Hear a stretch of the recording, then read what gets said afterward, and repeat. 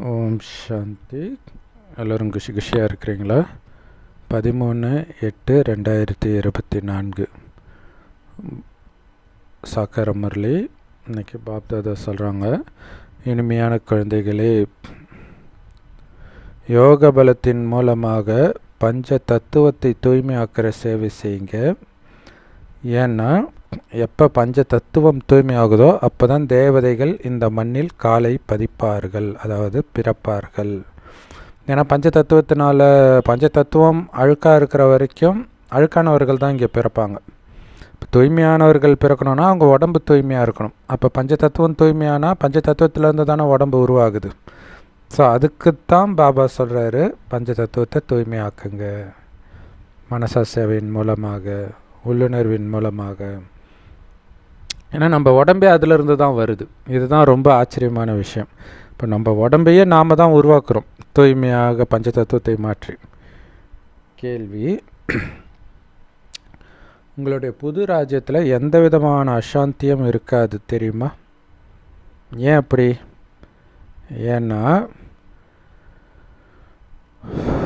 உங்களுடைய ராஜ்யம் கிடச்சிருச்சு, உங்களுடைய ஆஸ்தியாக அப்பா கிட்ட இருந்து. இப்போ இன்னொருத்தருடைய ராஜ்யம், ராவணனுடைய ராஜ்யத்தில் இருக்கிறீங்க, அதனால தான் அசாந்தி. நம்ம வீட்டில் இப்போ அப்பா அம்மா இறந்துட்டாங்க, திடீர்னு உங்களை வேறு யாரோ வளர்க்குறாங்கன்னா அப்பா அம்மா வளர்க்குற மாதிரி இருக்காது இல்லையா? ஸோ பல விதமான துக்கங்களை சகிச்சிக்க வேண்டி இருக்கும். ஸோ இப்போ இருக்கிறது ராவணனுடைய ராஜ்யம், அதனால தான் நம்ம துக்கத்தை சகிச்சிக்க வேண்டியதாக இருக்குது. ஆனால் நம்முடைய ராஜ்யம் சொர்க்கத்தில் வந்த பிறகு எந்த விதமான அசாந்தியும் அங்கே இருக்காது. வரத்தை வழங்கக்கூடிய வள்ளல் சிவபாபா உங்களுக்கு இந்த நேரத்தில் வரமும் கொடுக்கிறாரு, ஆஸ்தியும் கொடுக்கிறார். அதனால தான் சொர்க்கத்தில் அசாந்தியே இருக்காது இல்லையா? 21 ஜென்மத்துக்கு அமைதியாக ஆனந்தமாக இருங்கன்னு வரத்தையும் கொடுத்து அப்படிப்பட்ட உலகத்தையும் கொடுக்கிறார். அதனால தான் அங்கே அசாந்தியே இருக்காது. எப்போ நீங்கள் பாபாவுடையவராக ஆகுறீங்களோ அப்போ தான் உங்களுக்கு முழு ஆஸ்தியும் கிடைக்கிது. ஸோ எந்த அளவுக்கு பாபாவுடையவராக ஆகுறீங்களோ அந்த அளவுக்கு முழு ஆஸ்தி கிடைக்கும். ஓம் சாந்தி. ஸோ நீங்கள் யாரோட குழந்தைங்க? சத்தியமான தலைவன் எஜமானன் சிவபாபாவுடைய குழந்தைங்க. அதனால தான் உங்களை எஜமானனின் குழந்தைகள் அப்படின்னு சொல்லப்படுது. சத்தியத்தை பற்றி என்ன சொல்லப்படுது அப்படின்னா, சத்தியமானதையே சாப்பிடுங்கள், சத்தியமானதையே உடுத்தி கொள்ளுங்கள் அப்படின்னு சொல்லப்பட்டிருக்குது. இது மனிதர்கள் உருவாக்கி இருக்கிறாங்க, ஆனால் இதோடைய அர்த்தத்தை பாபா தான் சொல்கிறார். உயர்ந்ததிலும் உயர்ந்தவர் இந்த ஒரு தந்தை தான்னு நம்ம புரிஞ்சுக்கிறோம். ஸோ அவருக்கு தான் அளவற்ற மகிமை, அவரைத்தான் படைப்பவர்னு நாம் சொல்கிறோம். அவருடைய முதல் உன்னதமான படைப்பே குழந்தைகளாகிய நீங்கள் தான். நம்மை படைத்ததுனால தான் அவர் உயர்ந்ததிலும் உயர்ந்தவர்னே சொல்லப்படுறார். அப்போ நம்மளும் மிக உயர்ந்த படைப்பாக இருக்கிறோம். அந்த தந்தையுடைய குழந்தைகள் நாம். ஆத்மாக்களுடைய இருப்பிடம் பரந்தாமம், பாபாவோடு இருக்கிறோம். அது பாபாவுடைய இனிமையான வீடுன்னு சொல்லப்படுது. இப்போ நீங்கள் இருக்கிற இந்த கலியுகம் ஒன்றும் உங்கள் வீடு கிடையாது. பாபா நம்முடைய இனிமையான தந்தை. அந்த சாந்தி தாமம் நம்மளுடைய இனிமையான வீடு. பிறகு தங்க யுகம் அதுவும் நம்மளுடைய இனிமையான வீடு தான், அல்லது இனிமையான ராஜ்யம் சொல்லலாம். அங்கே ஒவ்வொரு வீட்டிலும் அமைதியும் ஆனந்தமும் அளவற்று இருக்கும். ஆனால் இந்த லௌகீக தாய் தந்தையுடைய வீட்டில் அசாந்தி தான் இருக்குது, ஒவ்வொரு வீட்டிலும். அதனால் ஒட்டுமொத்த உலகத்திலும் அசாந்தி தான் எங்கே போனாலும். சொர்க்கத்தில் ஒவ்வொரு வீட்டிலும் அமைதி இருக்கும், ஒட்டுமொத்த உலகத்திலும் அமைதி தான் இருக்கும். ஆனால் அந்த தங்க யுகம் ரொம்ப ரொம்ப சின்ன யுகம், புது யுகம். ஆனால் சின்ன உலகம், சொர்க்கம் இல்லையா, டெல்லி சார்ந்த பகுதிகள் மட்டும்தான் இருக்கும். ஸோ அந்த தங்க யுகத்தில் அமைதியும் ஆனந்தமும் நிரம்பி வழியும். அங்கே எந்த விதமான குழப்பத்திற்கான விஷயமும் கிடையாது. ஏன்னா அமைதியின் ஆஸ்தியை எல்லையற்ற தந்தைக்கிட்ட இருந்து அடையிறோம். ஸோ அமைதியினாலே குழப்பமற்ற நிலைன்னு தான் அர்த்தம். ஸோ அமைதியையே ஆஸ்தியை அடைஞ்சிட்டோம். அதனால தான் அங்கே எந்த குழப்பமும் இருக்காது. இங்கே குருமார்கள் சாது சந்நியாசிகள்லாம் என்ன ஆசீர்வாதம் கொடுக்குறாங்க? உங்களுக்கு குழந்தை பிறக்கணும், நீண்ட ஆயுளோடு நீங்கள் இருக்கணும், இது போன்ற ஆசீர்வாதங்களைத்தான் காலகாலத்துக்கும் கொடுத்துட்டு இருக்கிறாங்க.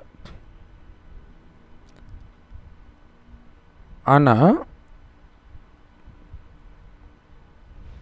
அப்பா கிட்ட இருந்து இந்த ஆஸ்தி உங்களுக்கு தானாகவே கிடைச்சிடுது. சொர்க்கத்தில் குழந்தை பிறக்காதவங்க யாரும் இருக்க மாட்டாங்க, நீண்ட ஆயுள் இல்லாதவங்க யாருமே இருக்க மாட்டாங்க. ஆனால் இங்கே ஆசீர்வாதம் வாங்கினாலும் யாரும் நீண்ட ஆயுளோடு இருக்கிறது கிடையாது. ஸோ இதை குழந்தைங்களுக்கு பாபா ஞாபகப்படுத்துகிறார். அந்த பரலோகிக்க தந்தை எல்லா தர்மத்தினராலும் பக்தி மார்க்கத்தில் நினைவு செய்யப்படுறார். எப்போ நினைவு செய்யப்படுறார்? இந்த உலகமே துக்கதாமமாக மாறும் பொழுது, துவாபரக கலியுகத்திலிருந்து நினைவு செய்யப்படுறாங்க. தூய்மையாக இருக்கும் பொழுது யாரும் கடவுளை நினைவு செய்கிறது கிடையாது, பக்தி மார்க்கமே கிடையாது. எப்போ இது அழுக்காக பழைய உலகமாக மாறுதோ அப்போ தான் பக்தி செய்கிறாங்க. ஏன்னா அழுக்காகும்போது துக்கமும் இருக்கும். புது உலகத்தில் தூய்மையாக இருக்கிற காரணத்தினால அங்கே சதா ஆனந்தம், அசாந்தியோடைய பேரடையாளம் கூட இருக்காது. இப்போ நாம் தூய்மையானவர்களாக தெய்வீக குணம் நிரம்பியவர்களாக ஆகணும். அப்படி இல்லைன்னா அளவற்ற தண்டனையை அனுபவிக்க வேண்டி இருக்கும்.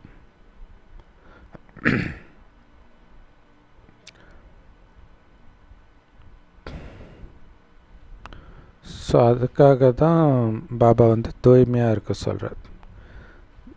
இங்கே நம்ம மைண்டில் வரக்கூடிய ஒவ்வொரு அழுக்கும் இந்த கலியுகத்திலேயே உங்களுக்கு துக்கத்தை கொடுக்க ஆரம்பிச்சிடும் இப்போவே. அதனால் ரொம்ப ஜாக்கிரதையாக இருங்க. ஸோ அதுக்கு தான் பாபா சொல்கிறார், தூய்மையாக தெய்வீக குணங்கள் நிரம்பியவராக இருந்தால் தண்டனையிலிருந்து தப்பிச்சிக்கலாம். தர்மராஜ் உங்களுடைய கர்ம கணக்கை முடிக்கக்கூடியவர், பாபா கூடவே இருக்கிறார். கடைசியில் விசாரணை குழு அமரும். கண்டிப்பாக நீங்கள் செய்த பாவத்திற்கான தண்டனை கிடைக்கும். யார் நல்ல முயற்சி பண்ணுறாங்களோ அவங்க தண்டனை அடைய மாட்டாங்க. நீங்கள் உங்களுடைய பாவத்திற்கான தண்டனை அடைவீங்க. அதை கர்மத்தின் சுமை அப்படின்னு சொல்லப்படுது. இது ராவணனுடைய அந்நிய ராஜ்யம். இதில் அளவற்ற துக்கம்தான் இருக்குது. ராமராஜ்யத்திலோ அளவற்ற சந்தோஷம் இருக்கும். நீங்கள் நிறைய பேர்கிட்ட புரிய வைத்தால் கூட ரொம்ப கம்மியானவர்கள் தான் டக்குன்னு புரிஞ்சுக்கிறாங்க. மற்றவர்களுக்கு புரியறதுக்கு நேரம் எடுக்குது. கொஞ்சம் புரிஞ்சுக்கிட்டாங்க அப்படின்னா அவங்க லேட்டாக பக்தி செஞ்சவர்களாக இருப்பாங்கன்னு புரிஞ்சுக்கலாம். யார் ஆரம்பத்திலிருந்தே பக்தி செய்தார்களோ அவங்க இந்த ஞானத்தை உடனடியாக புரிஞ்சுக்குவாங்க. ஏன்னா அவங்க முன்னாடி வரணும் இல்லையா, அதனால் உடனே புரிஞ்சு முயற்சி பண்ண ஆரம்பிப்பாங்க. நீங்கள் உங்களுடைய இனிமையான வீட்டிலிருந்து இங்கே வந்திருக்கிறீங்கன்றதை புரிஞ்சுக்கிறீங்க. 3 உலகம் இருக்குது. சைலன்ஸ் வேர்ல்டு பரந்தாமம், மூவி வேர்ல்டு சூக்ஷ்மலோகம், டாக்கி வேர்ல்டு தான் இந்த ஸ்தூல உலகம். அங்கே ஃபுல் அமைதி பரந்தாமத்தில், சூக்ஷ்மலோகத்தில் அசைவு மட்டும் இருக்கும். இந்த ஸ்தூல உலகத்தில் பேசவும் செய்வாங்க. குழந்தைங்க டிரான்ஸில் போன பிறகு வந்து சொல்கிறாங்க, அங்கே எல்லாமே அசைவு மட்டும்தான் இருக்குது சூக்ஷ்மவதனத்தில், அங்கே பேச்செல்லாம் கிடையாது. ஆனால் அந்த அசைவிலேயே புரிஞ்சுக்குவாங்க. மற்றபடி இந்த டிரான்ஸில் போகிறதுக்கும் இந்த ஞான மார்க்கத்துக்கும் சம்பந்தம் கிடையாது இல்லையா. காட்சி கிடைக்கணும் அப்படிங்கிறது கிடையாது. ஒரு சிலருக்கு பாபா காட்சி காட்டினார், ஆனால் அது ஞான மார்க்கம் கிடையாது. பக்தி பண்ணும் பொழுது அது கிடைக்கும். ஸோ ஆரம்பத்தில் சிலருக்கு காட்சி காட்டினார், அவ்வளோதான். இங்கே முக்கியமான விஷயமே உங்களை ஆத்மான்னு உணர்ந்து அப்பாவை நினைக்கிறது தானே தவிர வேறு எதுவும் கிடையாது. நான் ஆத்மா, என் தந்தை பரமாத்மா, நானும் புள்ளி அவரும் புள்ளி. பாபா நிராகாரராக இருக்கிறாரு. அவருடைய குழந்தைகள் அதாவது ஆத்மாக்கள் இந்த உடம்புக்குள்ளே இருந்தால் கூட அவங்களும் உண்மையில் நிராகார ஆத்மாக்களே. அப்புறம் இதில் கேள்வி கேட்க என்ன இருக்குது? இதை சதா ஞாபகம் வச்சுக்கிட்டா போதும். ஆத்மாக்களுடைய அன்பு ஒரு பரமபிதா பரமாத்மாவோடு மட்டும்தான் இருக்குது. மற்ற எல்லாருடைய உடலும் அழுக்காக ஆகிடுச்சு. அப்போ அழுக்கான உடல் மீது அன்பு வைக்க முடியுமா உங்களால்? இல்லையா? அந்த காலத்துலலாம் வந்து ஒரு பொண்ணு தப்பு பண்ணிட்டா உடனே, அதாவது திருமணத்திற்கு முன்பே பண்ணிட்டா, அந்த பொண்ணை யாரும் கல்யாணம் பண்ணிக்க மாட்டாங்க. ஸோ அதனால தான் பெண்ணுக்கு கற்பு முக்கியம் அப்படிங்கிறது அந்த காலத்தில் ரொம்ப இருந்துச்சு. ஏன்னா அந்த உடம்பு அழுக்காயிடுச்சு அப்படின்போது அதன் மீது அன்பு வைக்கிறது கிடையாது. இப்போ பாபா சொல்கிறார், அப்போ இங்கே இருக்கிற எல்லாருடைய உடம்புமே அழுக்கான உடல் தான் இருக்குது, எதுக்கு அதன் மீது அன்பு வைக்கிறீங்க அப்படின்னு சொல்கிறார். ஆத்மாக்கள் தூய்மை ஆனால் கூட, பாபாவை நினைவு செஞ்சு தூய்மை ஆனால் கூட அந்த உடம்பு இன்னும் அழுக்காக தானே இருக்குது. ஏன் அன்பு வைக்கிறீங்க? பாபா குழந்தைங்கள சொல்கிறார். ஸோ அதனால தான் பாபா சொர்க்கத்தையே நினைக்க சொல்கிறார். லக்ஷ்மியையோ நாராயணனையோ திருமணம் செய்வது மட்டுமே உங்களுடைய லட்சியமாக இருக்கணுமே தவிர இங்கே இருக்கக்கூடிய அழுக்கான உடலை மனதால் கூட நினைக்கக்கூடாதுன்றார். ஸோ அதனால தான் ஆத்மாவை பாருங்கள். இல்லை, பாபா குழந்தைங்களுடைய குணத்தினால் மயங்குவாங்க, உடல்னால் மயங்குவாங்க. ஸோ அப்படிலாம் மயங்கக்கூடாதுன்றார். ஒரு பாபாவோட மட்டும்தான் உங்களுக்கு அன்பு இருக்கணும். ஏன்னா இங்கே ஆத்மா ஒரு வேளை தூய்மையாகவே ஆனால் கூட உடல் அழுக்கு தானே. இந்த அழுக்கான உலகத்தில் உடம்பு எப்படி தூய்மை ஆக முடியும்? ஆத்மாக்கள் இங்கேயே தூய்மை ஆகணும். அப்போ தான் இந்த பழைய உடல் அழியும் இல்லையா? ஆத்மா தூய்மை ஆனால் தான் பழைய உடல் வந்து அழியுன்றார் இல்லையா? ஆத்மா ஃபுல்லாக தூய்மை ஆயிடுச்சுன்னா இந்த உடலை விட்டு வெளில வந்துடும், அழுக்கான உடலில் இருக்காது. ஸோ அப்போ பழைய உடல் அழிந்து புது உடல் சொர்க்கத்தில் கிடைக்கும்.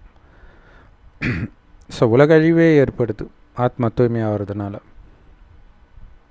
ஏன்னா பஞ்ச தத்துவத்தையும் தூய்மை ஆக்கிடுறோம் பாபாவை நினைவு செஞ்சு செஞ்சு.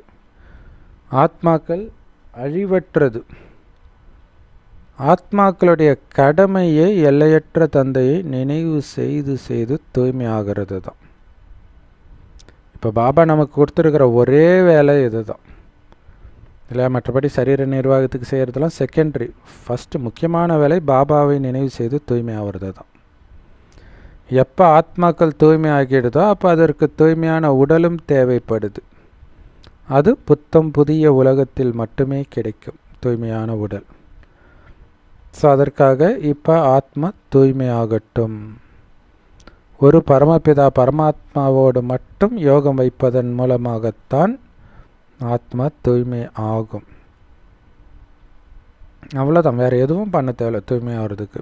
பரமாத்மாவை நினைவு பண்ணிக்கிட்டே இருக்கணும் ஆத்மானு உணர்ந்து. இந்த அழுக்கான உடலை தொடக்கூடக்கூடாதுன்றார். புத்தினால் கூட தொடக்கூடாது. இப்போ யோசிச்சு பாருங்கள், எல்லாருடைய உடலும் அழுக்கானது, அதை நீங்கள் தொடக்கூடக்கூடாதுன்றார். சமசூப்பரில் அழுக்கான உடல்ன்றார். அப்போ அது பாபா குழந்தை உடலாக இருந்தாலும் சரி, அஞ்ஞானிகள் உடலாக இருந்தாலும் சரி, பாபா ஆத்மாக்கள் கிட்ட தான் பேசிகிட்டு இருக்கார், உடம்பு கிட்ட பேசலை அப்படிங்கிறத புரிஞ்சுக்கணும். தங்க யுகத்திலிருந்து இரும்பு யுகம் வரைக்கும் நீங்கள் உங்கள் உடல்லையே பிடிச்சிட்டு தொங்கிட்டு இருந்தீங்க, அதாவது உடலில் இருந்தீங்க.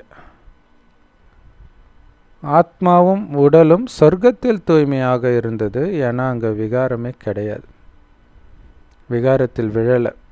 அதனால் ஆத்மாவும் விகாரி ஆகலை, உடலும் விகாரி ஆகலை. ஸோ வல்லபாச்சாரிகள் தங்களுடைய உடலை யாரும் தொடக்கூட அனுமதிக்க மாட்டாங்க.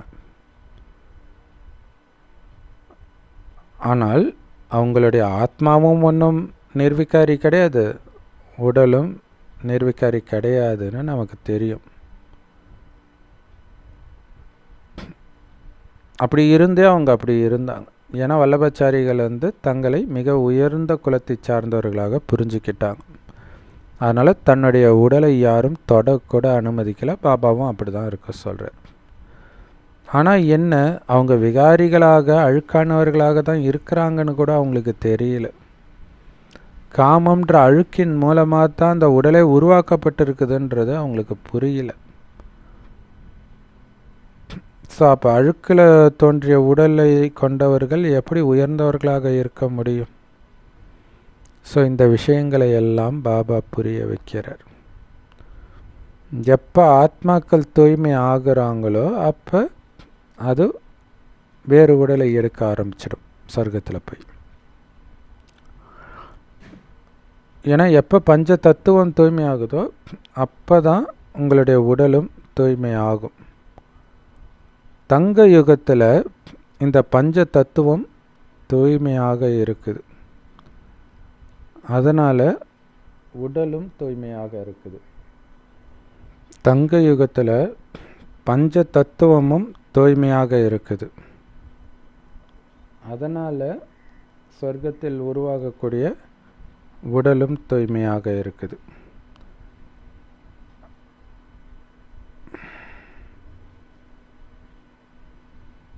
தேவதைகள் இந்த அழுக்கான உலகத்தில் கால் பதிக்க முடியாது, அழுக்கான உடலை கொல்ல முடியாது இல்லையா? அவங்களுக்கு அழுக்கான உடல் இருக்காது. அப்போ பஞ்ச தத்துவமும் தூய்மை ஆனாதானே தூய்மையான உடல் கிடைக்கும். அதனால தான் அவங்க அழுக்கான உலகத்தில் வர முடியாதுன்னு சொல்கிறது. ஸோ தேவதைகளுடைய ஆத்மாக்களும் சரி சரீரமும் சரி ரெண்டுமே தூய்மையாக இருக்கும். அதனால் அவங்க தூய்மையான அந்த தங்க யுகத்தில் தான் கால் பதிப்பாங்க, அதாவது பிறப்பாங்க. இந்த உலகம் கலியுகமோ ரொம்ப அழுக்கான உலகம். ஆத்மாக்கள் எல்லோரும் பரலௌகிக்க தந்தை பரமாத்மாவையே நினைவு பண்ணிட்டு இருக்கிறாங்க. ஸோ ஒன்று லௌகிக்க தந்தை, அவருக்கு உடம்பு இருக்குது, ஒவ்வொருத்தருக்கு தனித்தனியாக இருக்கிறாங்க. இன்னொருவர் உடலற்ற சிவத்தந்தை, அவர் எல்லா ஆத்மாவுக்கும் ஒரே தந்தை தான். அவர் அந்த எல்லையற்ற தந்தையைத்தான் எல்லாருமே நினைக்கிறாங்க, அந்த உடலற்ற தந்தையை. ஏன்னா அவர்கிட்ட இருந்து தான் நாம் சுகத்தின் ஆஸ்தியை அடைகிறோம். அதனால தான் எல்லோரும் அவரை நினைக்கிறாங்க. அவரை நினைக்காமல் நம்மளால் இருக்கவே முடியல. இப்போ நமக்கு தெரிஞ்சிடுச்சு இல்லையா, சொர்க்கத்தின் ஆஸ்தி அவர்கிட்ட இருந்து அடைஞ்சிருக்கிறோம். அதனால் அவரை நினைக்காமலே நம்மளால் இருக்க முடியல. ஆக்சுவலாக எல்லாராலையுமே இல்லையா, எல்லாருமே அவரை நினச்சிட்டு தானே இருக்கிறாங்க. நீங்கள் இப்போ தம பிரதானமாக ஆனீங்கன்னா கூட அப்போவும் நீங்கள் கடவுளை நினச்சிட்டு தான் இருந்தீங்க இல்லையா. கலியுகத்தில் எல்லாரும் அவரை நினச்சிட்டு தான் இருக்கிறாங்க. ஆனால் என்ன, கடவுள் எங்கும் நிறைந்தவர் அப்படின்ற தப்பான ஒரு பாடத்தை மனிதர்கள் கிட்ட போய் சேர்ந்துடுச்சு குருமார்களால். பிறகு அவங்க ரொம்ப குழப்பம் அடைகிறாங்க. மனுஷனாக தான் பிறப்பான்னு சொன்னால் குழம்பிடுறாங்க.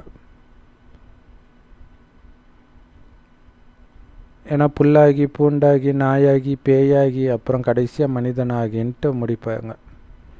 அப்படி தான் நம்பிட்டு இருந்தாங்க. அப்படி கிடையாது. மனிதன் எப்பவும் மனிதனாக தான் பிறப்பாங்கன்னு நம்ம சொல்கிறோம். அப்போ கடவுள் எங்கும் நிரம்பி இருப்பார் அப்படின்னா, மனிதனே மனிதனாகத்தான் பிறக்கிறாருன்னும் போது கடவுள் உட்காந்து ஒரு தடவை சிங்கத்து உடம்புக்குள்ளேயோ மீன் உடம்புக்குள்ளேயோ முதலையின் உடம்புக்குள்ளேயோ ஆமை உடம்புக்குள்ளேயோ போவாரா? ஏன்னா எங்கும் நிறைந்தவருடைய அர்த்தம் அதுதான். அதனால தான் விலங்குகள்லாம் கடவுள் அவதாரம் எடுத்ததாக காட்டப்பட்டிருக்குது. பாபா இந்த அனைத்து தவறுகளையும் நமக்கு புரிய வைக்கிறார். மன்மனாபவன்ற ஒரே ஒரு மகா மந்திரத்தை பாபா கொடுக்கிறார். அது கூட வாயால் சொல்ல தேவையில்ல. அதன் அர்த்தத்தை புரிந்து அதுவாகவே ஆகணும். எதுவாக?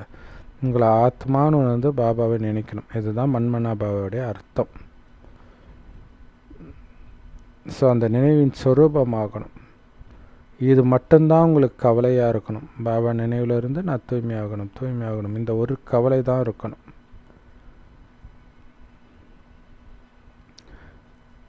இதன் மூலமாக மட்டுமே நீங்கள் தூய்மையாக முடியும். தேவதைகள் தூய்மையாக இருக்கிறாங்க. பாபா உங்களை மீண்டும் தூய்மையானவர்களாக மாற்றுறார். தேவதைகள் மாதிரி உங்களுடைய லட்சியம் நோக்கம் உங்கள் முன்னாடி வைக்கிறார். ஸோ ஆத்மானு அப்பாவை நினைவு பண்ணிக்கிட்டு இருக்கணுன்ற கவலை சதா இருக்க தான் நீங்கள் தூய்மையாக முடியும். ஏன்னா அந்த கவலை வரும்போதெல்லாம் என்ன ஆகும்? மீண்டும் மீண்டும் பாபாவை நினச்சிக்கிட்டே இருப்பீங்க. தேவதைகள் தூய்மையாக இருப்பாங்க. ஸோ அந்த மாதிரி நம்ம தூய்மை ஆனால் தான் தேவதையாக முடியும். பாபா உங்களை மீண்டும் தூய்மையாக்குறார் தேவதைகள் மாதிரி. ஸோ எப்போவுமே உங்களுடைய லட்சியம் நோக்கம் உங்கள் முன்னாடி இருந்துக்கிட்டே இருக்கணும்.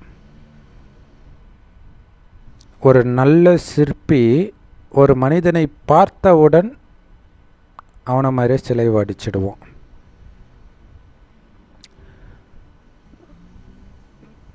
அது ஆனால் ஜடமான சிலை. ஆனால் பார்க்குறதுக்கு ஏதோ உயிரோட்டமாக நம்ம முன்னாடி உட்காந்துட்டு இருக்கிற மாதிரி இருக்கும். ஸோ குறிப்பாக இப்போல்லாம் என் கணவர் ரொம்ப நல்லவருன்ட்டு கணவருக்கு சிலை வைக்கிறது, மனைவிக்கு தத்ரூபமாக அம்மாவுக்கு சிலை வைக்கிறது, கல்யாணத்தப்போ பார்த்திங்கன்னா உயிரோட்டமாக அவங்க இருக்கிற மாதிரி இருக்கும். ஸோ இப்படியெல்லாம் பண்ணுறாங்க. ஆனால் இங்கே பாபா சொல்கிறாரு, இங்கே சிலை இல்லை, உயிரோட்டமான லக்ஷ்மி நாராயணனை நீங்கள் மாறணும். நான் சொல்கிறேன் லக்ஷ்மி நாராயணன் எப்படியெல்லாம் இருப்பாங்கன்னு பாபா சொல்லிகிட்டே இருக்கிறார். ஸோ அதை கேட்டு கேட்டு கேட்டு அதே மாதிரி அந்த குணத்தினால இப்படி நீங்கள் மாறிட்டீங்கன்னா அங்கே லக்ஷ்மி நாராயணனுடைய உடம்பு உங்களுக்கு கிடைச்சிடும் சொர்க்கத்தில். ஸோ எப்படி நீங்கள் லக்ஷ்மி நாராயணன் ஆவீங்க? இந்த ஞானத்தை படிக்கிறதன் மூலமாகவும் தூய்மையின் மூலமாகவும் தான் நம்ம லக்ஷ்மி நாராயணன் ஆக முடியும். இந்த ஸ்கூலே மனிதன்லேருந்து தேவதை ஆகிறதுக்கான ஸ்கூலு. அந்த சிற்பிகள் நிறைய சிற்பங்களை வடிக்கிறாங்க. ஆனால் அது ஒரு கலை இல்லையா? ஒரே மாதிரி முகத்தை உருவாக்குறாங்க, ஒரிஜினல் மாதிரி. எம்ஜிஆர் சிலை, நிறைய பேருடைய சிலை பார்க்குறோம் இல்லையா? ஆனால் இங்கே ஒரே மாதிரி முகத்தை அமைக்கிறதுக்கான விஷயம் கிடையாது. லக்ஷ்மி நாராயணன் கோயிலில் இருக்கிற மாதிரி முகத்தை மாற்றிக்கிறது கிடையாது. அது ஜடச்சிலை. ஆனால் நீங்கள் உயிரோட்டமான ரூபத்தில் லக்ஷ்மி நாராயணனாக இயற்கையாகவே அங்கே மாறிடுவீங்க. ஸோ அங்கே பஞ்சதத்துவத்தினாலான அந்த லக்ஷ்மி நாராயணனுடைய உடல் உயிரோட்டமாக இருக்கும். இந்த ஜடச்சிலைகளை மனிதர்கள் உருவாக்குறாங்க. அது ஒருபொழுதும் ஒரிஜினல் தேவதைகள் மாதிரி இருக்க வாய்ப்பே கிடையாது. ஏன்னா தேவதைகளுடைய ஃபோட்டோ இருந்தால் தானே நீங்கள் அவங்க சிலையை வடிக்கிறதுக்கு. தேவதைகளை ஃபோட்டோவே எடுக்க முடியாதுன்றார். வேணா நீங்கள் டிரான்ஸில் அவங்களுடைய காட்சியை பார்க்கலாம், ஆனால் ஃபோட்டோ எடுக்க முடியாது. மனிதர்கள் சொல்கிறாங்க இல்லையா, எங்களுக்கு லக்ஷ்மி நாராயணன் காட்சி கிடைச்சிது, ஆனால் எங்களால் அதை உருவாக்க முடியல அப்படின்னு சொல்லுவாங்க. ஸோ யாராலையும் துல்லியமாக லக்ஷ்மி நாராயணன் எப்படி இருப்பாங்கன்றத வரைய முடியாது. நீங்கள் தந்தைக்கிட்ட இருந்து இந்த ஞானத்தை எடுத்த பிறகு நீங்களே அப்படி மாறுவீங்க.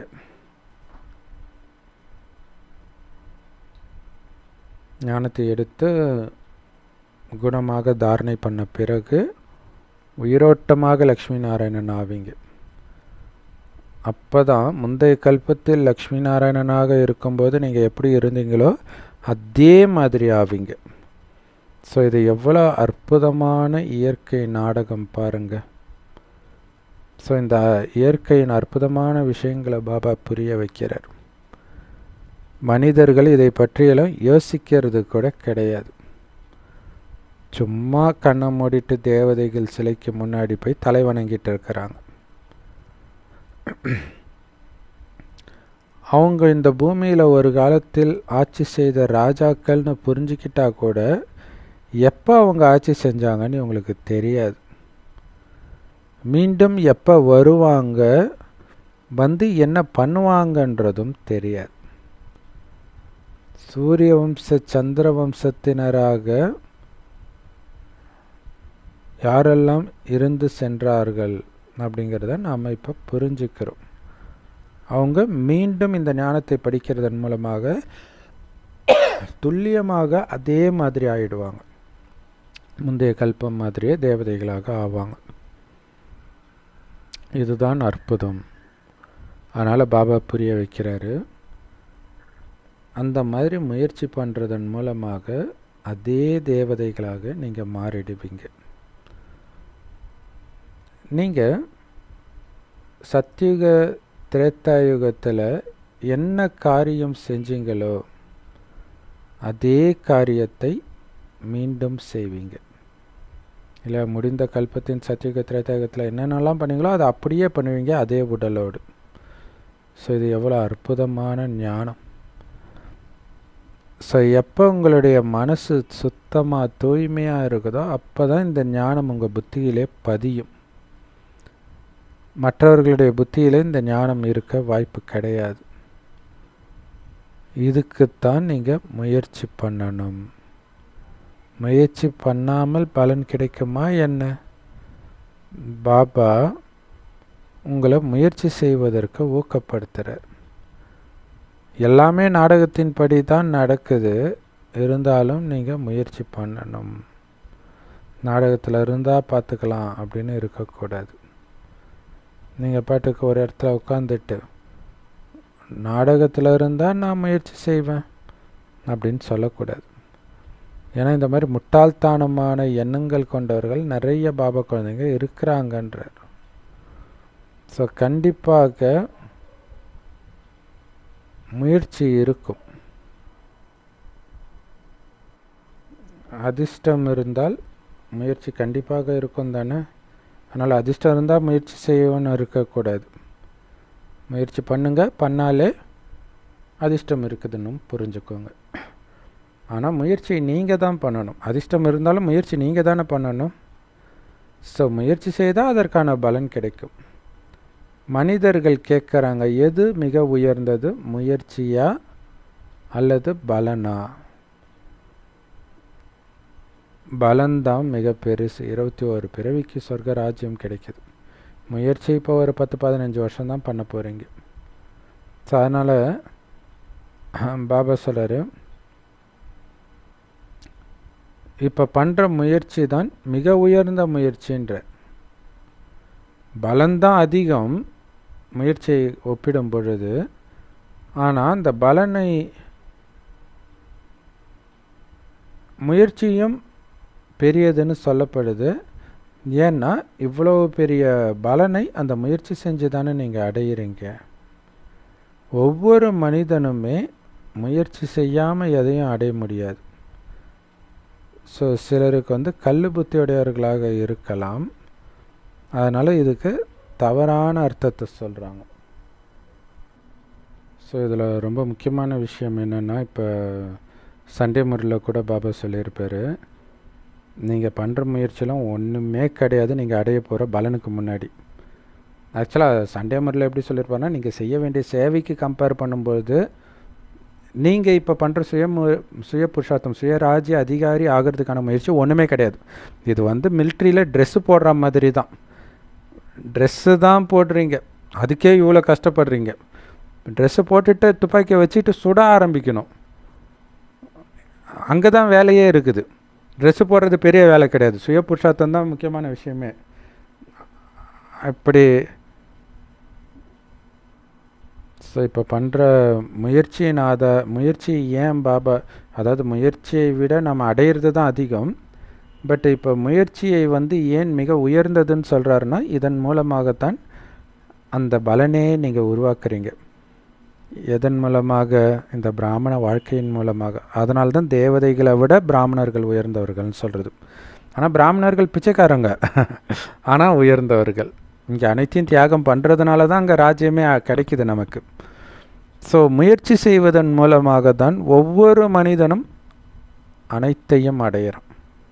ஒவ்வொரு விஷயத்தையுமே முயற்சி செய்யாமல் தண்ணி கூட கிடைக்காதுன்றார். பாலைவனத்தில் இருக்கிறவங்களாம் இதில் அலட்சியமாக இருந்திருப்பாங்க அப்படி இருக்கு, அதனால தான் பாவம் தண்ணி கூட கிடைக்கல. ஸோ ஒரு சிலர் எந்த அளவுக்கு கல் புத்திக்காரர்களாக இருக்கிறாங்க அப்படின்னா, இதுக்கு கூட தப்பான அர்த்தத்தை சொல்லிடுறாங்க அப்படின்னு பாபா சொல்கிறார். எதை சொன்னாலும் அதுக்கு தப்பான அர்த்தத்தையே சொல்லிகிட்டு இருக்கிறாங்க. இல்லை பாபா ஞானத்தையே சொல்கிறாங்க இல்லையா, அதிர்ஷ்டம் இருந்தால் பார்த்துக்கலாம், அதை தான் சொல்கிறார் அவர். அதிர்ஷ்டத்தில் இருந்தால் நடக்குன்றது உண்மைதான், அதுக்காக நீ உழைக்காமல் இருந்துருவியா? ஸோ அப்போ அவங்க அப்படி பேசுகிறாங்கனாலே பாவம் அவங்க அதிர்ஷ்டத்தில் இல்லைன்னு புரிஞ்சிக்க வேண்டியதான்ற, அதனால் விழுந்துடுறாங்க. இங்கே குழந்தைங்களுக்கு முயற்சி செய்கிறதுக்கு தான் பாபா ஊக்கம் கொடுக்கிறார், இரவு பகலாக உங்களுக்கு விளக்கம் கொடுக்கிறார். கண்டிப்பாக உங்களுடைய நடத்தையை நீங்கள் சீர்திருத்திக்கணும். என்ன சீர்திருத்துறது? என்ன நடத்தை சீர்திருத்துறது? நம்பர் 1 நடத்தை எது தெரியுமா? தூய்மை ஆகிறது தான். அதிலும் குறிப்பாக தூய்மையான பார்வைன்னு பாபா சொல்லுவார். ஸோ அப்படி தூய்மை ஆகிறது தான் முதல் நம்பர் நடத்தை. தேவதைகள் தூய்மையாக தான் இருப்பாங்க. எப்போ அவங்க இந்த துவாபர யுகத்தின் தொடக்கத்தில் விழறாங்களோ அப்போ அவங்க கேரக்டரே போயிடுது, முற்றிலும் அழுக்காயிடுறாங்கன்ற. கோயில் ஆபாச சிலைகளை பார்க்கும்போது முகம் சுளிக்காதவங்க யாருமே இருக்க மாட்டாங்க. அப்போ ஒரு புனிதமான கோயிலை முகம் சுளிக்கக்கூடிய விஷயமாக மாற்றுது அந்த சிலைனா, சிவாலயமாக இருந்த இந்த சொர்க்கத்தை முகம் சுளிக்கக்கூடியதாக தேவதைகள் மாற்றுறாங்க காமத்தில் விழும்பொழுது. அப்போ யோசிச்சு பாருங்கள், அவங்க கேரக்டரே மாறிடுதுன்றார் இல்லையா? திருமணம் ஆனவொடனே அப்பா அம்மாவை போட்டு அடிக்கிறது இதெல்லாம் நடக்கும். அந்த காமத்தில் புத்தி மாறிடும். அது வரைக்கும் நல்லா இருந்த அண்ணன் தம்பி அதுக்கப்புறம் வெட்டுக்குத்து தான் சொத்துக்காக. ஸோ இதுக்கெல்லாம் காரணம் பார்த்திங்கன்னா காமம். ஸோ அதனால் அடுத்தது எல்லா கேரக்டரும் போயிடும், முடிஞ்சு போச்சு. உங்களுடைய கேரக்டர் A1 இருந்தது சொர்க்கத்தில், பிறகு முற்றிலும் விழுந்துட்டீங்க. எல்லாமே தூய்மையின் ஆதாரத்தில் தான் இருக்குது. இந்த தூய்மையில் தான் கஷ்டமும் இருக்குது. அதிலும் குறிப்பாக மனிதர்களுடைய கண்கள் இருக்குது பாருங்க, இது ரொம்ப ரொம்ப ஏமாத்துது. இதுதான் ராவண ராஜ்யம். ஸோ எங்கேயோ பார்த்தேன், ராமாயணத்தில் பார்த்தனா இல்லை கனவுல பார்த்தனான்னு தெரில, அப்படி கண்ணை அப்படியே நோண்டி எடுக்கிற மாதிரி ஒரு காட்சி. அது வேறு ஏதோ ஒரு யூடியூப் வீடியோவில் வந்துச்சா என்னன்னு தெரியல. கண்ணப்ப நாயனார் கண்ணை நோண்டுவார், அதேமாதிரி பாபா கூட சூர்தாஸ் கதை சொல்லுவார். ஏன்னா அந்த கண்ணு தான் அப்படி ஏமாத்துதுன்றார்.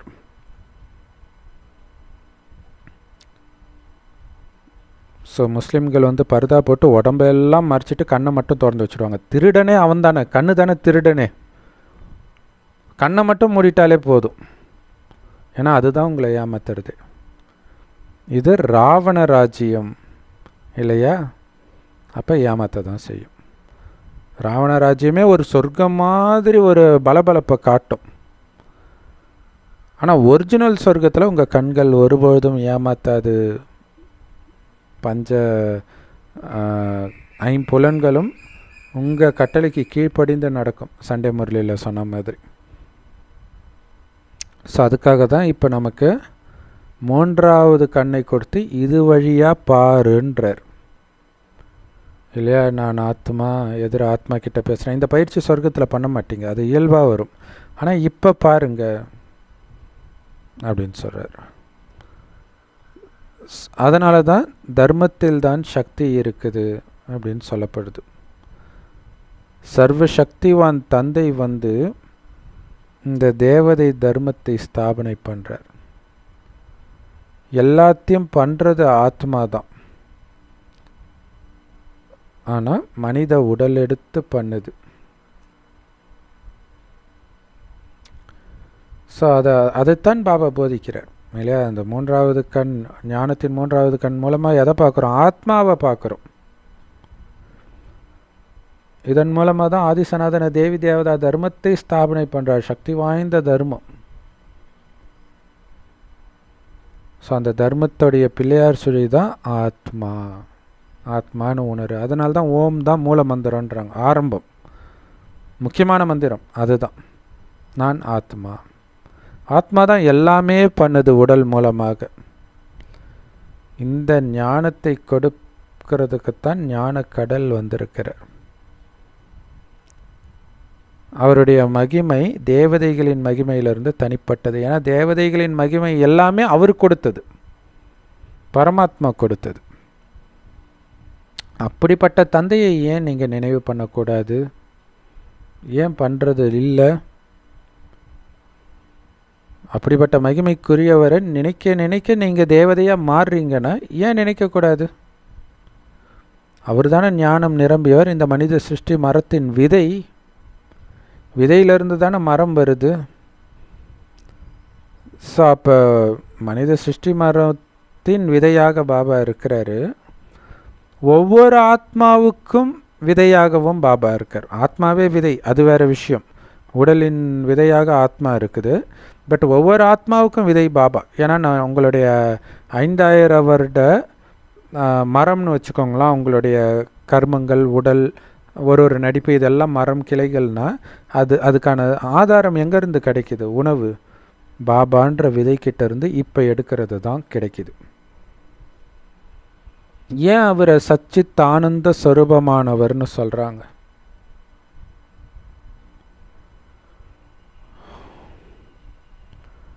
சத்தியமானவர் அப்படின்னா அழிவற்றவர், சித்துனா உயிரோட்டமாக இருக்கிறவர், ஆனந்தம்னா தெரியும் இல்லையா, ஆனந்த ஸ்வரூபமாக இருக்கார். அதே மாதிரி நம்மளை மாத்துறார். எப்படி மரத்தின் விதைக்கு தனக்குள்ள மரத்தின் ஞானம் இருக்கும், ஆனால் அது ஜட விதை, வாய் திறந்து பேசாது. ஆனால் பாபாவுக்கு தெரியும். இந்த ஞானத்தை கொடுத்து தான் இந்த மரத்தையே வெளிப்படுத்துகிறார். இப்போ பாபா போட்டுட்டு போகிற விதையுடைய பலனை தான் 5000 வருடத்தின் இறுதி வரைக்கும் நாம் அனுபவிச்சுட்டு இருக்கிறோம். எல்லாம் இழந்தோடனே மீண்டும் பாபா வந்துட்டார்.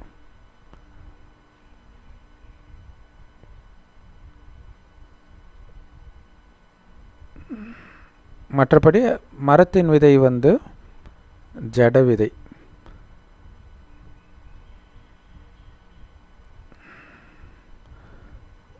அது ஏன் ஜட விதை அப்படின்னு சொல்கிறாங்கன்னா, அப்போ அதுக்கு உயிர் கிடையாதா அப்படின்னு நிறைய பேர் கேட்பாங்க இல்லையா. பாபா என்ன அர்த்தத்தில் சொல்கிறாருன்றது உணர்வோடு நம்ம கேட்கணும். மேபி ஆரம்பத்தில் நமக்கு அது புரியாமல் இருக்கலாம், அது வேறு விஷயம். ஸோ அப்போ ஏன் அதை ஜட விதைன்னு சொல்கிறாங்கன்னா, ஒரு சுய உணர்வே இல்லாத மாதிரி தானே இருக்குது விதை. ஏதாவது பேச போகுதா?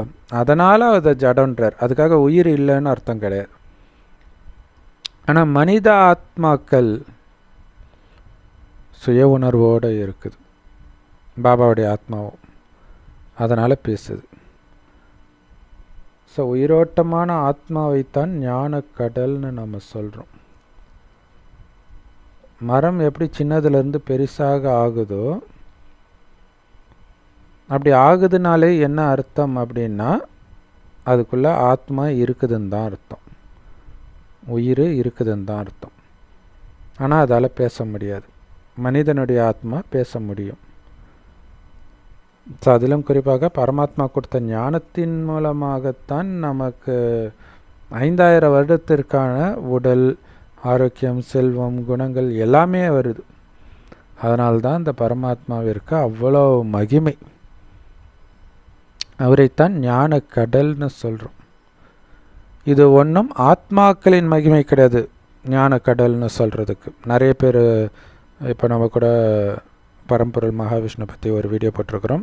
ஸோ அவருடைய ஆதரவாளர்கள்னு சொல்கிறாங்க, ஒன்னிதை பற்றி பேசுனியா மற்றவங்களத தப்புன்னு சொல்கிற. ஏன்னா அது மனித ஆத்மாக்கள், மனித ஆத்மாவுடைய ஞானத்தை சொல்கிறாங்க. இங்கே பரமாத்மாவுடைய ஞானம் அப்படின்றத வித்தியாசப்படுத்தி காட்டணும்ல. அதுவும் இதுவும் ஒன்றுன்னா அப்படி தானே நினச்சிட்டு போயிடும். ஓ அங்கே இது சொல்கிறாங்க, இங்கே அது சொல்கிறாங்க. அது எப்படி தப்புன்னு சொல்லும்போது தான் கொஞ்சமாவது எழுந்திருப்பாங்க. ஒரு 20 பேர் நெகட்டிவ் கமெண்ட் போடுறாங்க, ஒரே ஒரு சகோதரி மட்டும் இந்த ஏரியாவில் பிரம்மகுமாரி சென்டர் அட்ரஸ் சொல்லுங்கள் பிரதர்னு கேட்குறாங்க. அவ்வளோதான். ஸோ அதில் வருது இல்லையா, அந்த ஒரு ஆத்மாவுக்காக தான் எழுப்புறதுக்காக. இன்னும் கூட கொஞ்சம் கொஞ்சம் அதான் பாபா இன்றைக்கி முறையில் சொல்கிறார் இல்லையா, ஒரு சிலர் டக்குன்னு ஏந்திருப்பாங்க, ஒரு சிலர் ஏந்திரிக்க டைம் ஆகும். ஸோ ஞான கடல் அப்படின்ற மகிமை ஒரு பரமாத்மாவிற்கு மட்டுமே பாடப்படுது. அவரைத்தான் ஈஸ்வரா அப்படின்னு சொல்கிறோம். அவருடைய உண்மையான பேர் சிவன், பரமபிதா, பரமாத்மா. பரம்னாலே சுப்ரீம், மிக உயர்ந்தன்னு அர்த்தம். அதை விட உயர்ந்தது யாரும் கிடையாதுன்னு அர்த்தம். ஸோ மனிதர்கள் அவரை பற்றி பாடும் மகிமையே எவ்வளவு சக்திசாலியாக இருக்குது. நம்ம ஊரில் எஸ்பிபி பாடின சிவாய நமக அந்த பாட்டு,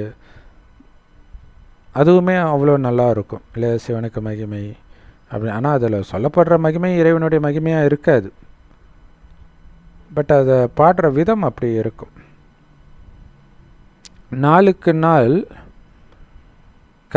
கடவுளுடைய மகிமை குறைஞ்சிக்கிட்டே போகுதுன்றார். ஏன்னா மனிதர்களுடைய புத்தி ஆரம்பத்தில் சதவாக இருந்தது, போக போக ரஜோவாகவும், பிறகு இப்போ முற்றிலும் தமோ பிரதானமாக ஆயிடுச்சு. அதனால் மகிமைன்ற பேரில் நிந்தனை தான் பண்ணிகிட்ருக்கிறாங்க. பாபா இதையெல்லாம் புரிய வைக்கிறார். நான் ஒவ்வொரு 5000 வருஷத்துக்கு ஒரு தடவை இந்த பழைய உலகத்தை புது உலகமாக சங்கமயுகத்தில் மாத்துறேன்.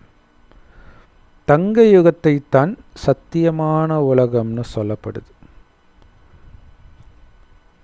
தங்க யுகத்தை, அதனால்தான் அது பேரே சத்தியுகம். அங்கே நடக்கும் அத்தனையும் சத்தியமே. மனிதர்கள் சத்தியமானவர்களாக இருப்பாங்க. ஆத்மாவுடைய சத்தியமான குணத்தை வெளிப்படுத்தும், உண்மையான குணத்தை.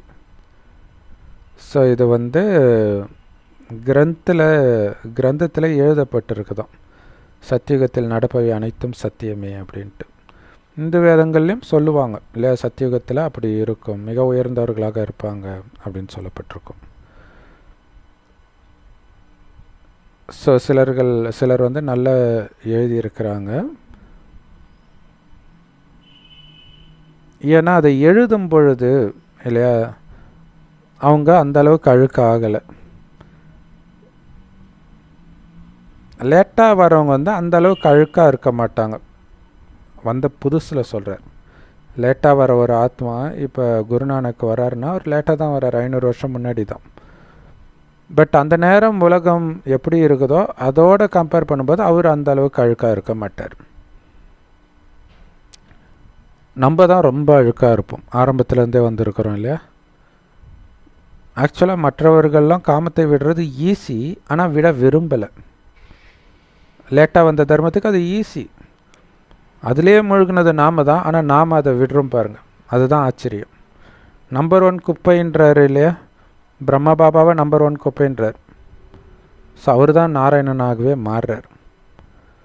பாரதவாசிகள் முற்றிலும் சதோ பிரதானமாக இருந்தாங்க. அவங்க தான் பல ஜென்மங்களின் இறுதியில் முற்றிலும் தமோ பிரதானமாக ஆகிட்டாங்க. இது பாரதவாசி தேவதை ஆத்மாக்களுக்குத்தான் பொருந்தும். முற்றிலும் சதோ பிரதானத்திலிருந்து முற்றிலும் தமோ பிரதானமாக ஆனது. மற்றபடி எந்த தர்ம ஸ்தாபகர்களுக்கும் இயேசுக்கோ நபிக்கோ புத்தருக்கோ பொருந்தாது.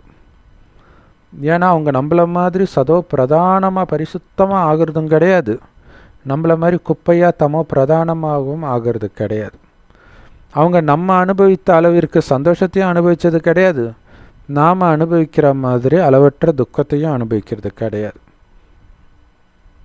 யோசிச்சு பாருங்க, யாருடைய புத்தி முற்றிலும் தமோ பிரதானமாக ஆகி இருக்குது? இப்போ இருக்கிற மதங்களிலே யார் முதலாக தேவதைகளாக இருந்தாங்களோ அவங்க தான் முற்றிலும் விழுந்திருக்கிறாங்க. மனிதர்கள் பாரதத்தின் மகிமையை பாடுறாங்க, பழம்பெரும் பாரதம் அப்படின்ட்டு.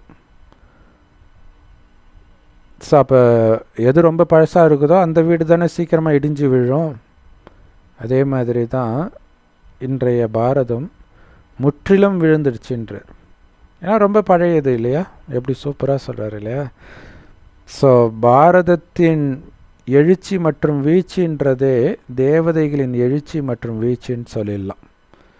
தேவதைகள் ஆகும்போது பாரதம் எழுச்சி பெறுகிறது, துவாபரகத்திலிருந்து தேவதைகள் விழும்போது பாரதமும் விழுது.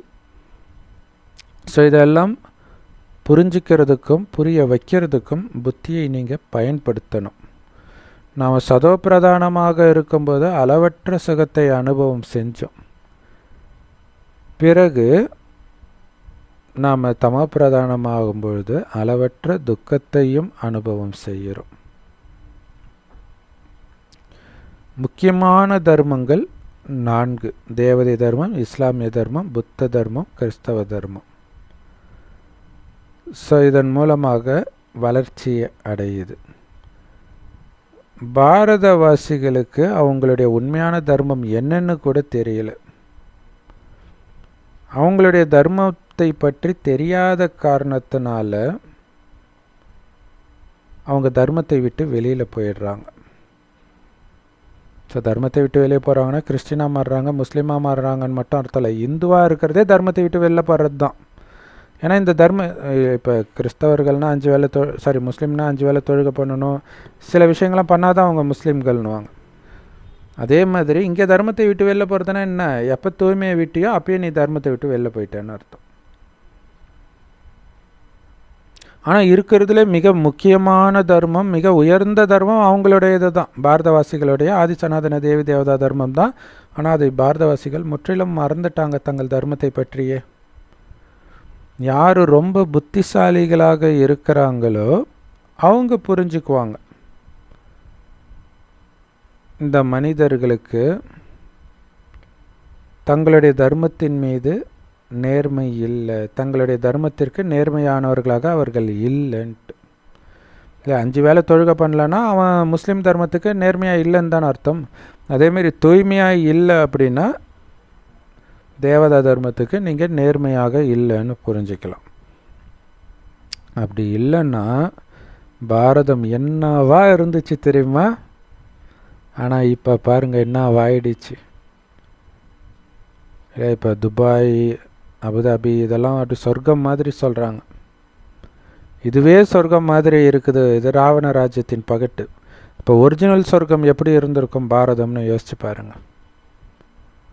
ஸோ பாபா உங்ககிட்ட கேட்குறார், இதுக்கு முன்னாடி நீங்கள் எப்படி இருந்தீங்க ஞாபகம் இருக்குதா? முழு வரலாறையும் நமக்கு புரிய வைக்கிறார். தேவதைகளாக இருந்தீங்க, அரை கல்பம் ஆட்சி செஞ்சீங்க தேவதைகளாக. பிறகு அரை கல்பம் கழித்து இந்த ராவண ராஜ்யத்தில் உங்களுடைய கர்மம் கெட்டு போச்சு, அதனால் உங்களுடைய தர்மமும் கெட்டு போச்சு. இப்போ மீண்டும் அந்த உயர்ந்த தேவதா சம்பிரதாயத்தினராக நீங்கள் மாறிட்டு இருக்கிறீங்க. அந்த சம்பிரதாயங்களை கடைபிடிப்பதன் மூலமாக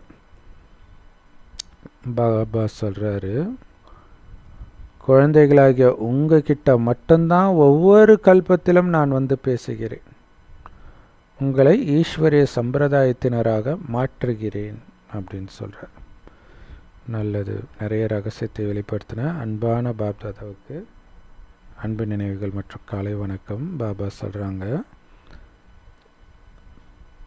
சுத்தமான உள்ளத்தோடு பாபாவுடைய அற்புதமான ஞானத்தை உங்கள் வாழ்க்கையில் தாரணை பண்ணுங்க. முயற்சி செய்து மிக உயர்ந்த பலனை உருவாக்கிக்கோங்க.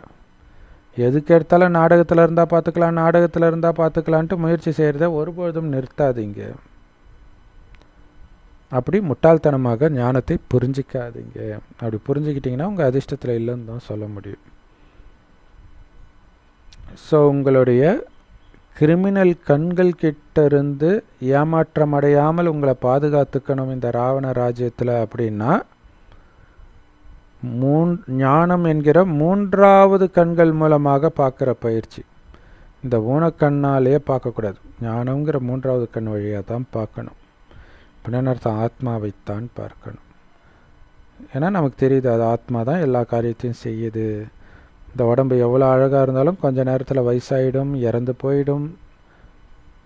இதெல்லாம் யோசிக்கணும். பண்ணுறது ஆத்மா, உடம்பு கிடையாது.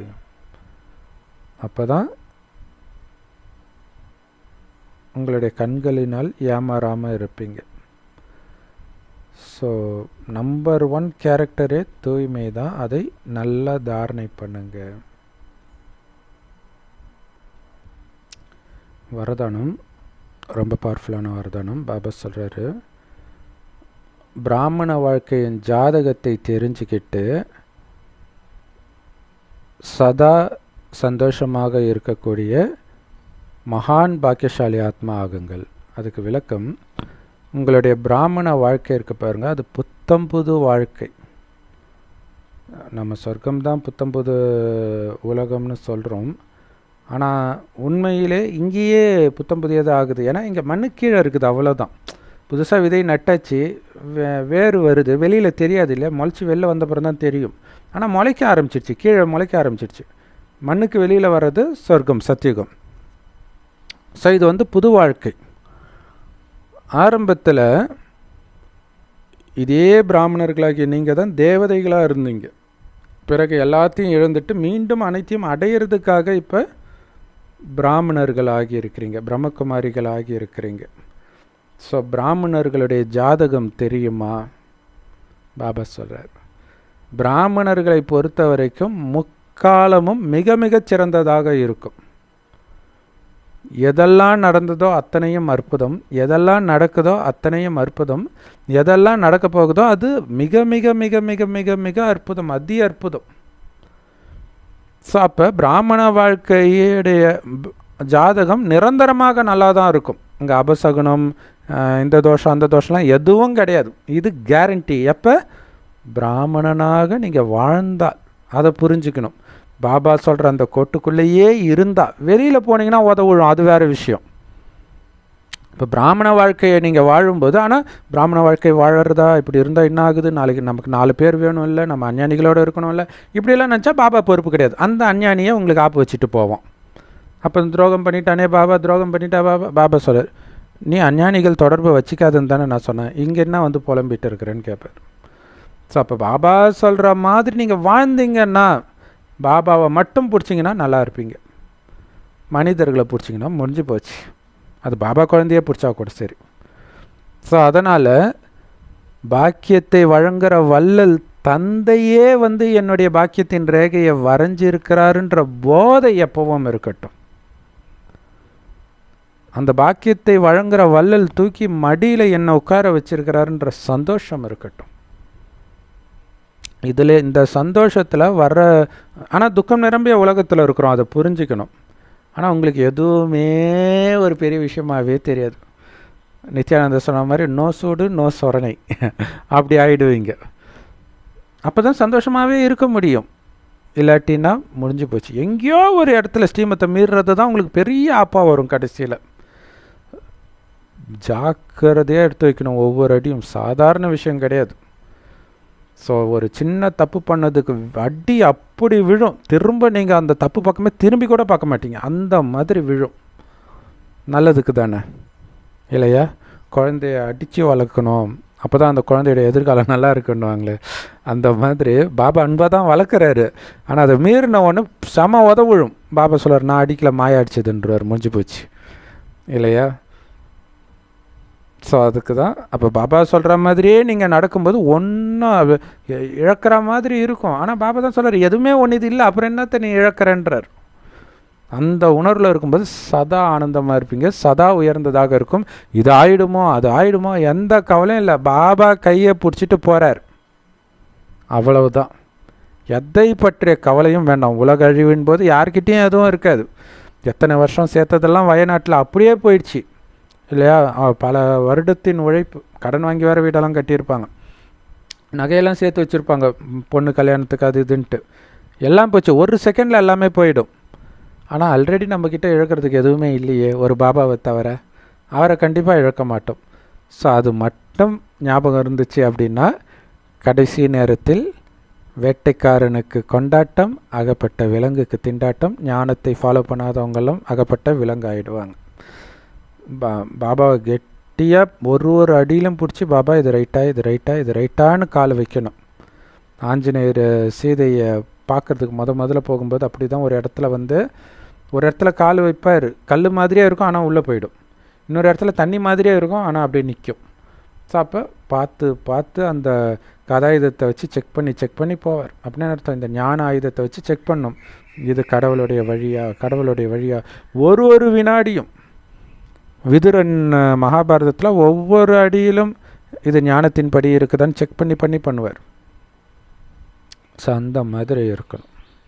கடவுளே எனக்கு அதிர்ஷ்ட ரேகையை போட்டுட்டார், இதுக்கு மேலே என்ன வேணும் இல்லையா? ஸோ அங்கே ராமர் பாலம் கட்டுறதுக்கு குரங்கும் உதவி செய்து, அணிலும் உதவி செய்து, அந்த அணிலை மடியில் எடுத்துகிட்டு 3 கோடு போட்டாருன்னுவாங்க. அதுதான் அணிலுக்கு 3 கோடு இருக்குதுன்னுவாங்க. அப்போ அதிர்ஷ்ட ரேகையை பாபா நமக்கு போடுறார், 3 ரேகையாக முக்கால ஞானத்தை கொடுத்து. இந்த போதையில் இருங்க, ஒன்றும் ஆகாதுன்றார்.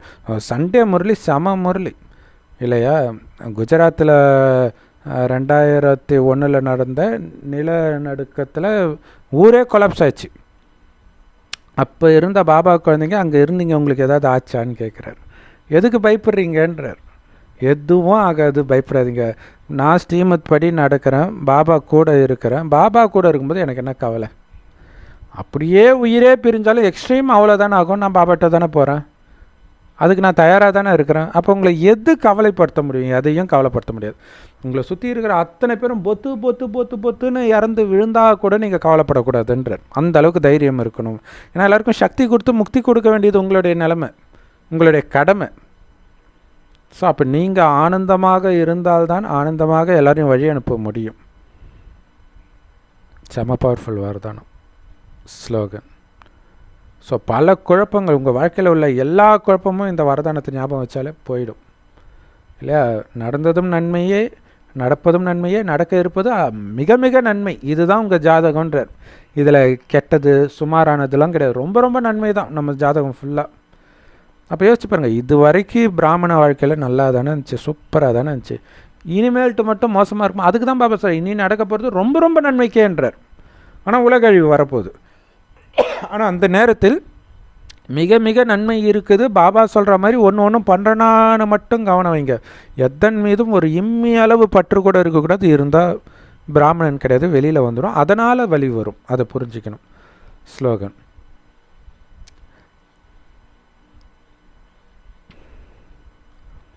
ஒரே சீரான மனநிலையை நிரந்தரமாக அனுபவம் பண்ணணும்னு வச்சுக்கோங்களாம். அழியக்கூடிய மனிதர்களோடு எந்த உறவு வச்சாலும் அது சாத்தியமே கிடையாது, உங்களுக்கு ஆப்பு வச்சே தீரும். அதுக்கு பதிலாக அழிவற்ற அந்த ஒரு தந்தையோடு மட்டும் அனைத்து உறவுகளின் இனிமையை எடுத்தீங்கன்னா சதா ஆனந்தமாக இருப்பீங்க. அவரே அப்பா, அவரே டீச்சர், அவரே குரு. ஒவ்வொரு தடவையும் அவர் சொல்கிறத கேட்டு தான் நான் பண்ணுவேன். அதுதான் குரு. குரு அனுமதி இல்லாமல் எதுவுமே பண்ணக்கூடாது. பக்தி மார்க்கத்தில் கூட பூஜை பண்ணும்போது குரு பிரம்மா குரு விஷ்ணுன்னு முதல்ல குரு மந்திரம் சொல்லிட்டு தானே ஆரம்பிக்கிறாங்க. இது பார்த்திங்கன்னா ராமர் சூப்பராக இருக்கும். ராமாயணத்தில் தசரதர்கிட்ட விஸ்வாமித்திரர் ராமரை கேட்குறார், என்னுடைய யாகம் வளர்க்குறதுக்கு அசுரர்கள் தடை பண்ணுறாங்க, ராமரை கொடுன்ட்டு. முதல்ல மறுக்கிறாரு, அதுக்கப்புறம் கொடுத்துறாரு. கொடுக்கும்போது என்ன சொல்கிறாருன்னா ராமர்கிட்ட, இனி உனக்கு விஸ்வாமித்திரர் தான் அப்பா, அம்மா, குரு எல்லாமே, அவர் சொல்கிறது கேளுன்னு விட்டுருவார். அதுக்கப்புறம் பார்த்திங்கன்னா ஒவ்வொரு அடியிலும் குரு சொன்னால்தான் செய்வார். சீதையை மணக்க போகும்பொழுது கூட அந்த அம்பு வில்ல நாணேற்றணும் இல்லையா, அதுதானே போட்டி. எல்லாம் பெரிய பெரிய பலவான்கள்லாம் வராங்க, யாராலையும் முடியல. அப்போ அங்கே கலேபரமே ஆகுது. சீதைக்கு திக்கு திக்குன்னு இருக்குது, வேறு யாராவது எடுத்துடுவாங்களான்னு. ஏன்னா ஏற்கனவே அம்மா ராமரை பார்த்து லவ்வில் விழுந்துடுவாங்க. அப்போ கண்ணாலே பேசிக்குவாங்க. ராமரும் சீதையும் எதிர உட்காந்துட்ருக்குறாங்க. நீங்கள் தயவுசெய்து வில்லை ஏந்தி நானேற்றுங்கள்ன்ட்டு. அதுக்கு ராமர் சொல்வார், என் குருநாதர் அனுமதி இல்லாமல் என்னால் இந்த இடத்த விட்டு கூட ஏந்திரிக்க முடியாது அப்படின்வார். ஸோ அப்புறம் குரு ஏந்திரின்னு சொல்லும்போது தான் ஏந்திரிப்பார். அங்கே போய் நிற்பார் வில்லுக்கு பக்கத்தில், சிவதனுசுக்கு பக்கத்தில். அப்போ அதை ஏந்து அப்போ பார்ப்பார், குருவை பார்ப்பார். அவர் ஏந்துன்ட்டு சைகை காட்டின பிறகு தான் ஏந்துவாரே. ஸோ அடுத்தது அது உடஞ்சி போயிடும் இல்லையா. அதுக்கப்புறம் கம்மன் தான் இருப்பார். சீதை வரும்போது ராமரை சைகை கொடுப்பார், மாலை மாற்ற சொல்லி. இப்போ தான் மாலையே மாற்றுவார். இதை விட கொடுமை என்ன தெரியுமா, இப்போ ஓகே நிச்சயதார்த்தம் ஆகிடுச்சு, இப்போ கல்யாணம் அப்பாவுக்கு சொல்லி தானே பண்ணணும். ஸோ பொண்ணு வீட்டிலேருந்து அப்பா வீட்டுக்கு அனுப்புகிறாங்க, தசரதன் ஊருக்கு. எல்லோரையும் வர சொல்கிறாங்க, எல்லோரும் வராங்க, எல்லாம் வராங்க பார்க்குறதுக்கு, ராமரை பார்க்குறதுக்கு. இதில் முக்கியமான விஷயம் என்னென்னா, ராமர் சின்ன வயசுலேயே குருகுலத்துக்கு போயிடுறாரு. பெருசாகி தான் திரும்ப வீட்டுக்கே வராங்க. அது வரைக்கும் அப்பா அம்மாவை பார்க்கவே இல்லை. வீட்டுக்கு ஒரு நாள் தூங்குவார், அடுத்த நாளே காட்டுக்கு துரத்திடுவாங்க கைகேயி. அடுத்த நாளே காட்டுக்கு துரத்த மாட்டாங்க, அடுத்த நாளே விஸ்வாமித்திரர் கூப்பிட்டு போயிடுவார். விஸ்வாமித்திரர் கிட்ட இருந்து கல்யாணமாக அடுத்த நாளே வனவாசம் போயிடுவார். அப்போ பாருங்க. அப்போ ஸோ இங்கே விஸ்வாமித்திரர் கூப்பிட்டு போயிட்டு ரொம்ப நாள் கழித்து தான் மறுபடியும் அப்பாவே வராரு பார்க்குறதுக்கு. இவர் பார்த்துட்டு கம்மன் நிற்பார் ராமர். அப்போ குரு விஸ்வாமித்திரர் சொல்வார், உன்னுடைய அப்பா காலில் விழுந்து ஆசீர்வாதம் வாங்கிக்கோன்ட்டு. அவர் சொல்லி தான் அப்பா காலிலே விழுவார். எவ்வளோ பெரிய விஷயம் பாருங்கள் இல்லையா. ஸோ அப்போ அந்த மாதிரி பாபா கிட்ட ஒவ்வொரு விஷயத்தையும் கேட்குறீங்களா, அப்போ தான் நீங்கள் அவரை குருவாக நினைக்கிறீங்கன்னு அர்த்தம். அது என்ன குருனா, குரு அனுமதி இல்லாமல் எதுவும் செய்யக்கூடாது, அதான் குரு. அப்படி ஒவ்வொரு விஷயம் இல்லை, டீச்சராகி நடத்துகிறார், ஒரு விஷயமும் நடத்துகிறார்.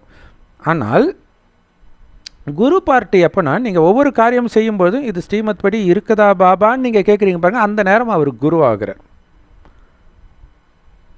ஸோ இப்போ இந்த 3 உறவுகள் தான் ரொம்ப முக்கியமான உறவு, அப்பா, டீச்சர், குரு. ஸோ சகல உறவுகளையுமே வைக்கலாம், ஆனால் எந்த உறவில் இருந்தாலும் அவருடைய குணம் பரிசுத்தமாக தான் இருக்கும், ஞானத்தின்படி தான் இருக்கும். ஸோ அப்போ அவர்கிட்ட இருந்து எந்த உறவில் நீங்கள் ஆலோசனை கேட்டாலும் அது உங்களுக்கு சரியானதாகத்தான் இருக்கும். அந்த உறவின் இனிமைத்தன்மையை மட்டுமே அனுபவம் செய்வீங்க. ஸோ அதனால் உங்கள் மனநிலை மேலே கீழே ஆட்டம் காணாமல் இருக்கணும்னா ஒரு கடவுளை மட்டும் பிடி, இல்லாட்டினா கடவுளை விட்டுட்டு எல்லாத்தையும் பிடி விழுந்துடுவேன் இல்லை. அதுக்கு தான் பாபா சொல்கிறார், சத்தியன்ற படகு ஆடும் அசையும் ஆனால் மூழ்காது. மற்ற படகு அப்படியே ஸ்டிஃபாக இருக்கிற மாதிரி இருக்கும், புசுக்குன்னு உள்ளே போயிடும். ஸோ அதனால தான் நம்ம படகு ஆட்டம் காணுதேன்னு கவலைப்படாதீங்க, படகு வெட்டி பாபா நிம்மதியாக இருங்க. ஸோ இதோடைய நினைவு தான் பைபிளில் கூட பார்த்தீங்கன்னா, படகுல போகும்போது பயங்கர சூறாவளியில் அப்படியே ஆட்டம் காணும். சிஷ்யன் ஐயோயோ கர்த்தாவே என்னை காப்பாற்று ஏசப்பா அப்படின்னு கத்துவான். அற்ப விஸ்வாசியன்ட்டு அவர் கூப்பிடுவார். ஸோ அந்த மதம் வேறு மாதிரி எடுத்துகிட்டு போகும். ஆனால் இந்த விஷயம் இது தான் இல்லையா, சத்தியத்தின் படகு ஆடும் அசையும் முழுகாது. ஸோ செம பவர்ஃபுல் முரளி. Love you Bap Dada, thank you Bap Dada. குஷியாக இருங்க, குளிர்ச்சியாக இருங்க.